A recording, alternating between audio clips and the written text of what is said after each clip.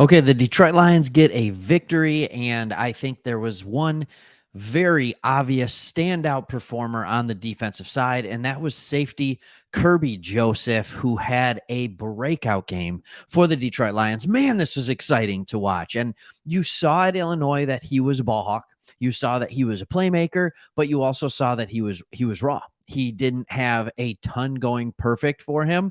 And what I mean by that was he's a guy that was moved from wide receiver into the safety position. He played it for about 1 year, one full year at least, before us drafting him this year. So we knew that it was going to take some time to get him up and ready for this. To be ready, honestly, to be ready for the season. Well, he finally put it all together. But the question that we have to ask ourselves is just how good was he? He had 2 interceptions. We know that one of them was just a phenomenal play on the ball. It wasn't a bad throw. He just undercut the receiver, read the route, knew what was happening, and was able to make the play. There's also a play where there was a deep ball where he lost a step. He got beat, if you want to call it that, but he was able to extend, get a hand on the ball, and break it up deep. We don't win this game if Kerby Joseph isn't playing. Simple as that. Tracy Walker, you are fantastic. I'm thankful for you. I'm hoping and praying that you recover well from your Achilles injury. If Tracy Walker's playing and that means Kerby Joseph isn't, I don't think we win this game. Tracy Walker has been solid.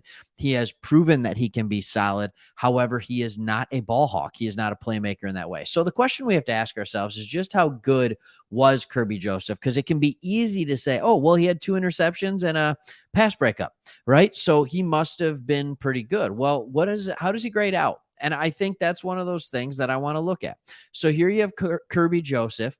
We see that he graded out really, really well. Second highest, but the highest for a guy who actually got multiple snaps. He graded out at 90.1.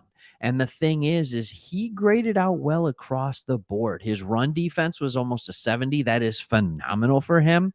His tackling grade was an 88. His pass rush doesn't matter, and his coverage was an 83.7.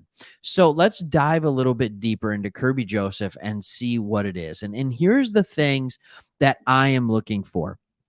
His defensive grades, his coverage grades have been good. So you have defense right here in this column, right? And then you have the coverage grades here. The times that he struggles is in run defense. And what you're starting to see over the last couple weeks is that his run defense is absolutely improving, but his coverage is remaining solid. That's what you wanted to see from this guy as a free safety, as a player who can make some plays. You want to see him both be able to stop the run and the pass. But he was doing really, really well in the pass. He had 8 tackles, 2 more assisted tackles. He did a fantastic job. And then he was targeted 5 times in the passing game, gave up 3 catches. Those 2 that he didn't give up were interceptions. So it actually doesn't make sense to me. Oh, that's not true. He had 1 that was an interception and 1 was the pass breakup. Those were targeted. He was not targeted on his first interception. That was the ricochet that he ended up catching. So he had those 2 interceptions and a pass breakup. Ladies and gentlemen, this is good. This is good. A guy 6'1", 203. We picked him 97 overall. This is the kind of guy that we were hoping he would be. When we drafted him number 97, I think everybody was kind of like, what? And I think that's because nobody knew who he was. I think we spent so much time looking at like Lewis Seen or, just different players like that, where we were just like, oh, is he good? Like, I don't know. I just don't know him. We didn't look that deep for safeties. I think we all thought the Lions were going to go safety late first round, early second round. And then they ended up taking him in the third later. So I believe with what might have been a compensatory pick, or no, it might have been a pick from another team. Anyways, that doesn't matter. Well, you got a guy at 97, and what you're hoping now is that this is a flash, or not just a flash, but this is the standard going forward for Kerby Joseph. I'm not saying 2 interceptions every game, but we've been seeing it. We've been seeing him come close to getting interceptions in the game in the past. The guy is around the football. And we haven't had a ball hawking safety for at least another, 5, 6 years.